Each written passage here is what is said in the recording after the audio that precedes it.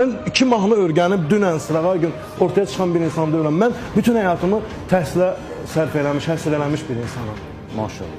Və siz danışanda da ya icazə verin, mən bildiyimi deyim, problemi ortaya çıxardaq ki, məsələ nədir və hara gedib çıxacaq, bunun nəticəsi nə olacaq, ya da qoymursunuz danışmağı. Qoymursunuzsa qardaş, mənə niyə sual verirsiniz?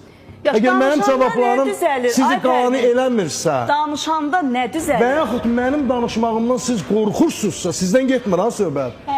Siz qorxursunuzsa, mən həqiqəti deməliyəm. Mən həqiqəti deməliyəm. Çingiz müəllim, siz həqiqəti deməlisiniz, çünki siz ziyalısınız. Bəli.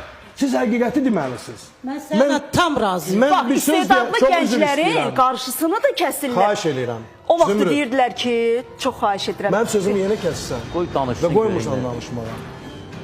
Qoy desin sözünü. Heç də des. Mən sənin xətrini həqiqətən çox istəyirəm. Bilirsən nə qədər doğma bir adamsan mən. Bu başqa bir məsələdir. Yəni danışırıq, heç nə düzəlmir Pərvin.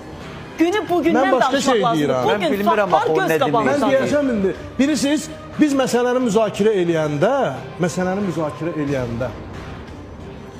bizim məsləhət alacağımız nə isə müzakirə eləyəndə 3 mərtəbə qalxırıq yuxarı və yaxud Siyavuş Kərimin yanına və yaxud Vaqif Qərazərdən yanına və yaxud başqa insanların yanına bu səviyyədə nə isə müzakirə edirik. Bilirsiniz nə demək istəyirəm?